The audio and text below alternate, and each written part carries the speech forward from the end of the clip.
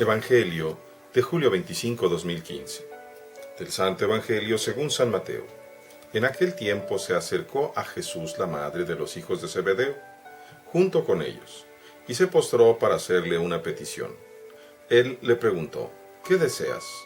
Ella respondió, concédeme que estos dos hijos míos se sienten, uno a tu derecha y el otro a tu izquierda en tu reino. Pero Jesús replicó, no saben ustedes lo que piden. ¿Podrán beber el cáliz que yo he de beber? Ellos contestaron, sí podemos. Y él les dijo, beberán mi cáliz, pero eso de sentarse a mi derecha o a mi izquierda, no me toca a mí concederlo, es para quien mi Padre lo tiene reservado. Al oír aquello, los otros 10 discípulos se indignaron contra los 2 hermanos. Pero Jesús los llamó y les dijo, ya saben que los jefes de los pueblos los tiranizan, y que los grandes los oprimen. Que no sea así entre ustedes. El que quiera ser grande entre ustedes, que sea el que los sirva, y el que quiera ser el primero, que sea su esclavo. Así como el Hijo del Hombre no ha venido a ser servido, sino a servir y a dar la vida por la redención de todos. Palabra del Señor, gloria a ti, Señor Jesús. Hoy sábado 25 de julio estamos celebrando a Santiago Apóstol.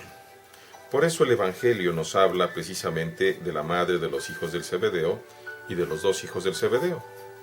Leemos en los Evangelios, particularmente en los sinópticos, cómo Jesús, pasando por la orilla del mar de Galilea, primero llama a Simón y a Andrés, e inmediatamente después llama a Santiago y a Juan, los hijos del Zebedeo.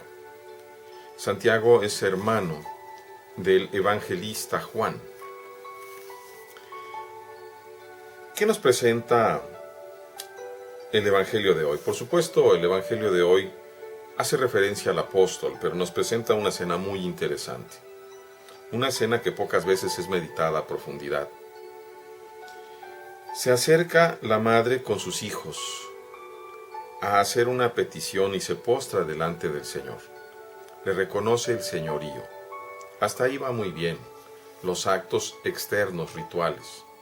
Pero ella tiene en su corazón un interés muy particular y los hijos van de acuerdo con ella, ya sea porque ella era la de la iniciativa o porque ellos también se pusieron de acuerdo y los 3, el chiste es que los 3 van como si fueran uno solo. Concédeme que mis 2 hijos se sienten uno a tu derecha y otro a tu izquierda en tu reino. Reconocen que el Señor Jesús es el Mesías, reconocen que Él va a reinar.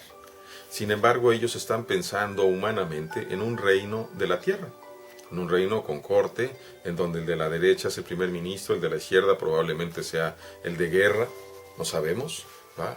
Pero el chiste es que ahí, en ese círculo pequeñito, que son de 2 hermanos, se encuentra todo el poder. El Señor les dice, no saben ustedes lo que piden.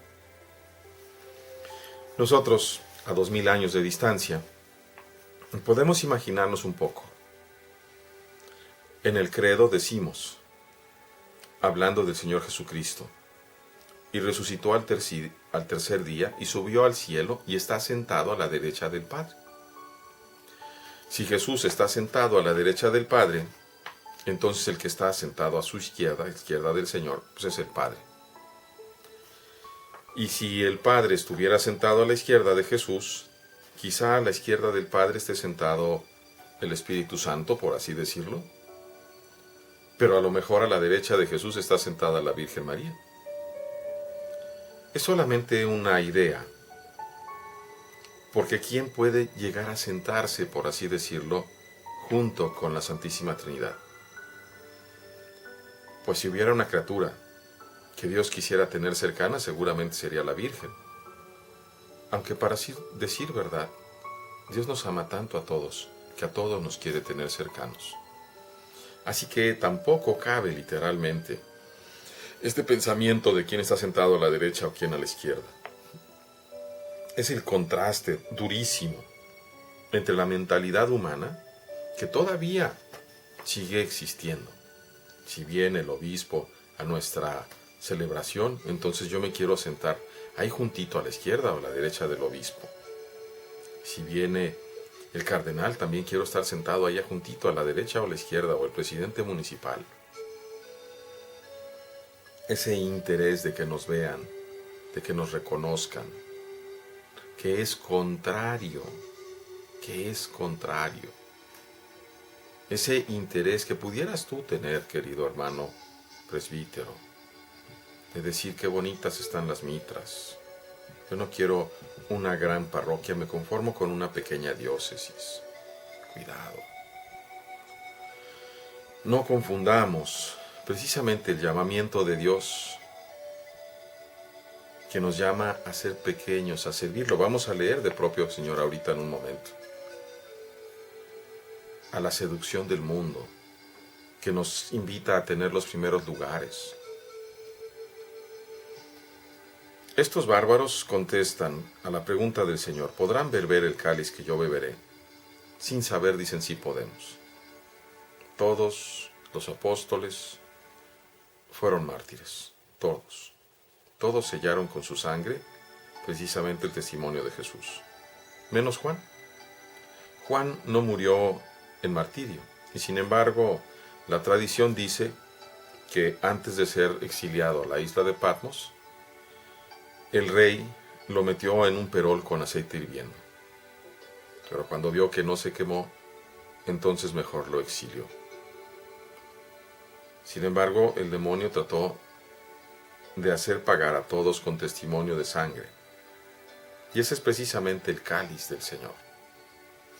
Tendríamos que tener mucha conciencia que cada vez que Dios nos permite probar de su cáliz, y me refiero a la Eucaristía, estamos compartiendo también la vida y el destino de aquel que es el Cordero de Dios. Estamos aceptando también nosotros morir en una muerte vicaria para que los demás, nuestros hermanos, aun aquellos que te hacen sentir mal, que te atacan, sean salvados por la gracia de Dios. Después va a decir el Señor: los demás se enojan, les reclaman. El Señor los llama. Los jefes de los pueblos los tiranizan, los grandes los oprimen. No va a ser así entre ustedes. Ahí la diferencia. Una diferencia que muchas veces no existe. Muchas veces hemos visto, hasta hace muy poco, un papa que se sienta en un trono que no puede tocar el piso, hasta hace unos pocos años. Con San Juan 23 se acabó ese asunto. Pero anteriormente los traían porque no podían tocar el piso. Un cardenal que gobierna con cetro de hierro, un obispo lo mismo, un párroco que también se maneja de esa forma. No es así como nos dice el Señor. El que quiera ser grande, que sea el diácono, es decir, el servidor. Que sea el primero, entonces el esclavo. Y nos pone el ejemplo. El Hijo del Hombre, es decir, Jesús, no vino a ser servido, sino a servir y a dar la vida por la redención de todos.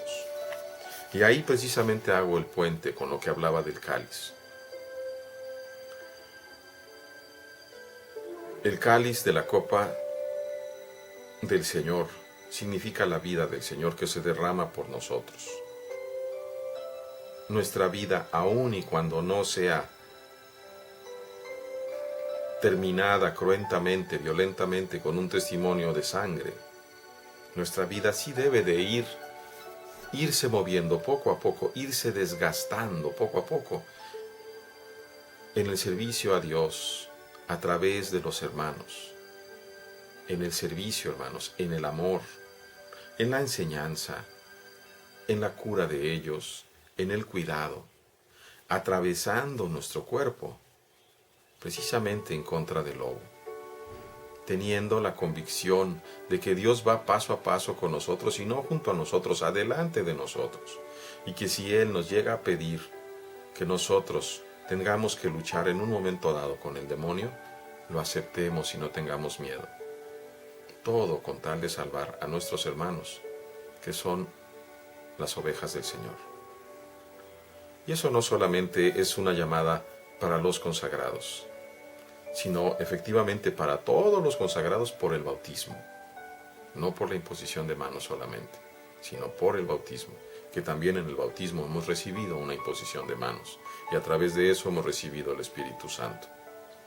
No regalo del sacerdote, no, regalo de Dios directamente a nuestro Padre. Que Dios les bendiga, hermanos.